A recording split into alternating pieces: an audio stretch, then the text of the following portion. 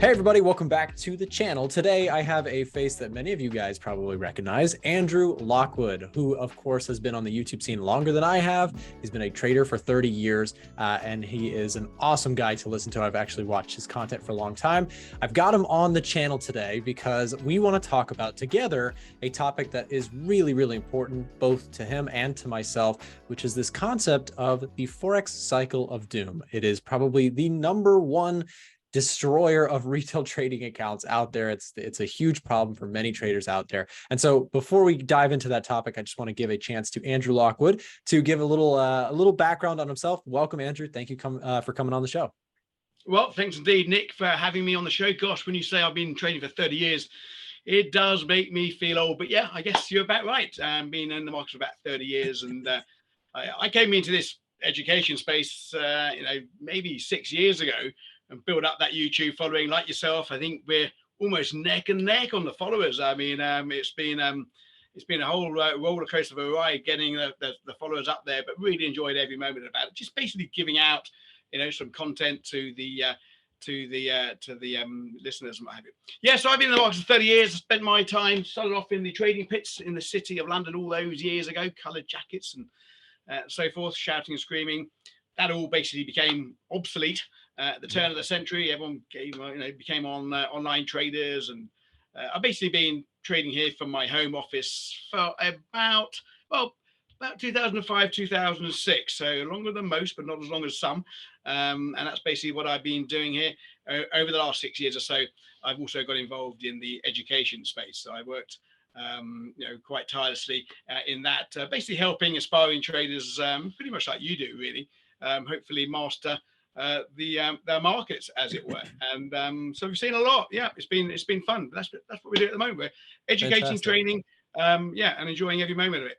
Yeah, well, obviously, I've got you on here because you have some background, you have some experience, and of course, you have in the past put out a video about this particular topic that I think is probably one of the most important things that we could do for our audience to discuss. It's this concept of the Forex cycle of doom. I have my own definition of it, but I'd be curious to hear sort of in the top-down view of it, what's the best way to describe the Forex cycle of doom, and why does it kill so many trading journeys for so many new traders out there? Okay, Nick, I tell you now, I mean, I think when I put the video out there a few years ago, I think it's up to like 3 million views now. It is the #1 reason why traders fail in the markets. And I've seen them come and go. It is the #1 reason. It's basically the cycle that most retail traders get themselves into.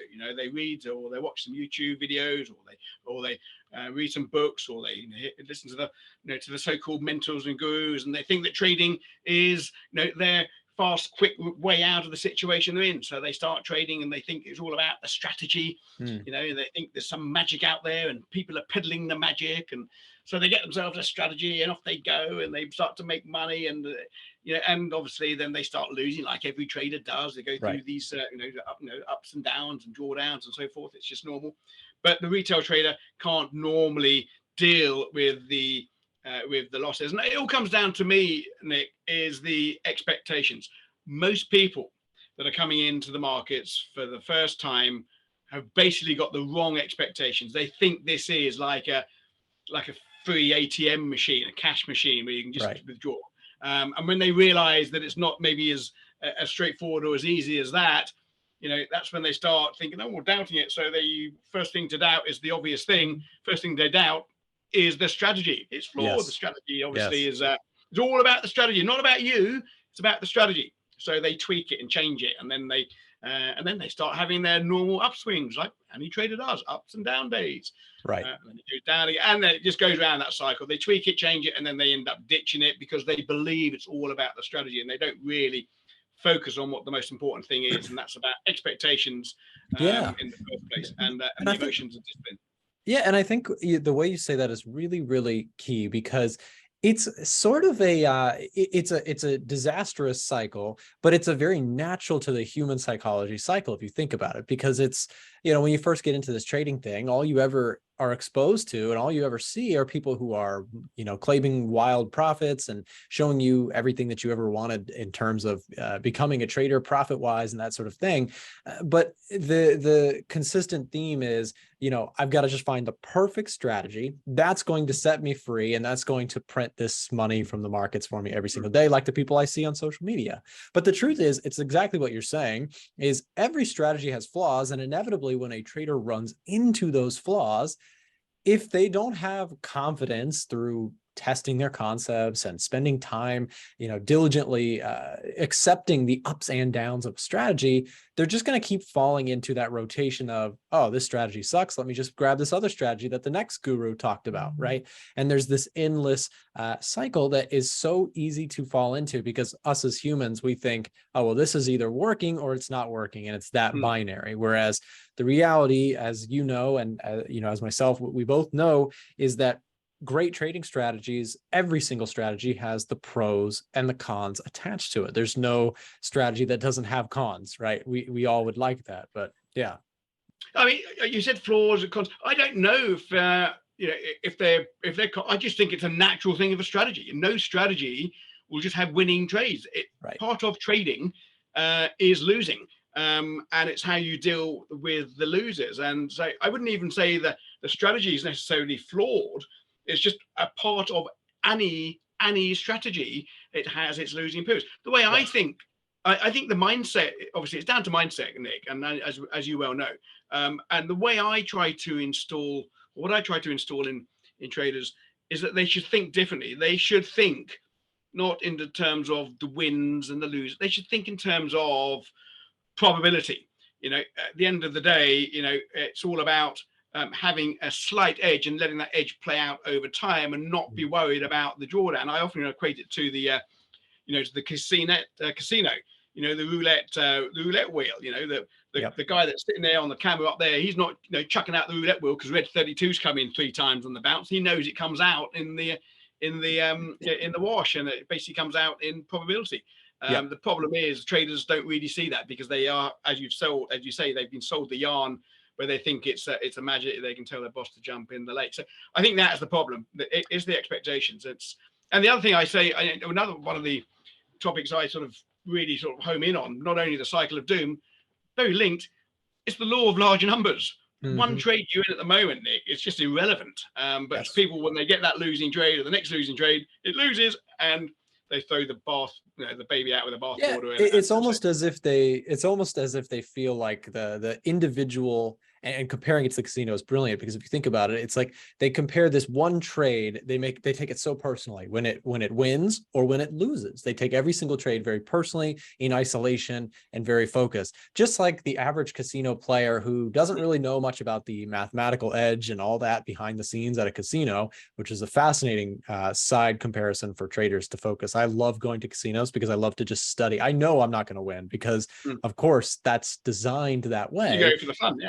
Yeah, it's fascinating to learn about how a casino operates in comparison as a full-time trader. It's very, very similar. You're trying to play the casino and knowing that, yes, this hand of blackjack, you may win, you may lose as the casino or as the player, but in the long term, where is it going? Just like you're saying with the law of large numbers. Now, we mentioned with the cycle of doom, that's a supernatural path for people to fall into, or a trap. How do you escape it? So you mentioned, of course, thinking in probabilities. What other tips do you have for people who may be hearing us talk about this and like, wow, that is actually me? How the heck do I get out of this endless cycle? What would be your best tips? Okay, so the first thing to do, Nick, is accept expectations, accept what the markets can give you. Once you've got that and you're happy with that, and you're truly happy with that, unfortunately, you've got to do some work. Traders have to do some work.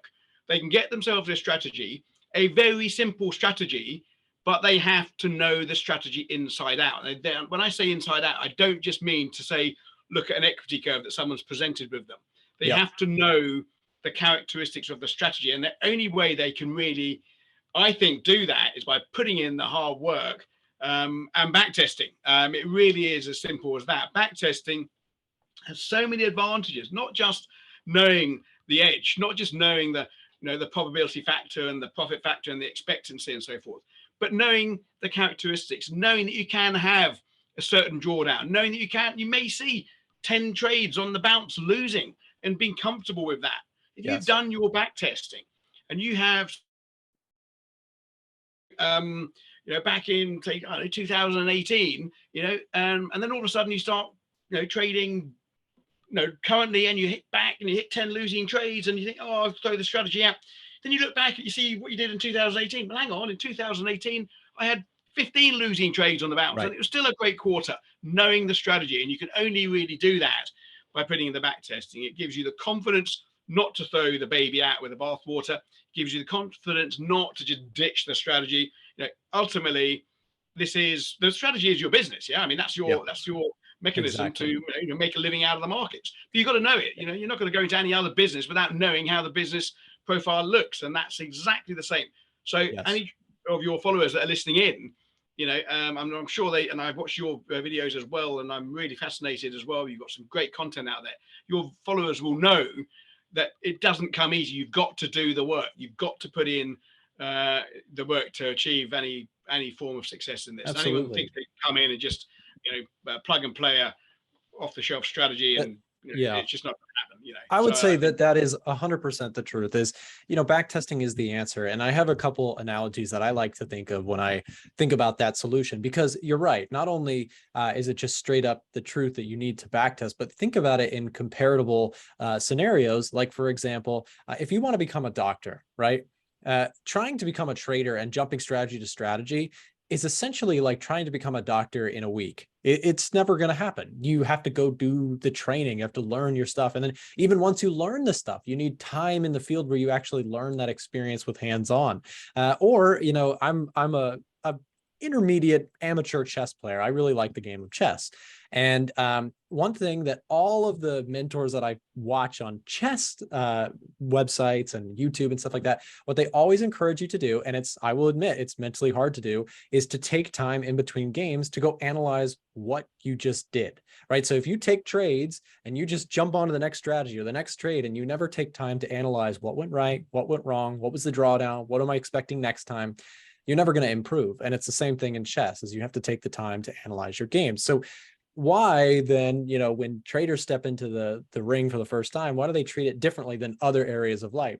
It's a weird one. It is quite. I mean, you mentioned a couple of things there, being a doctor and obviously chess as well. I mean, I'm a private pilot, so I learned to fly, private planes, quite a few years ago now. And if anyone has done, the private pilots, you don't jump into a solo flight.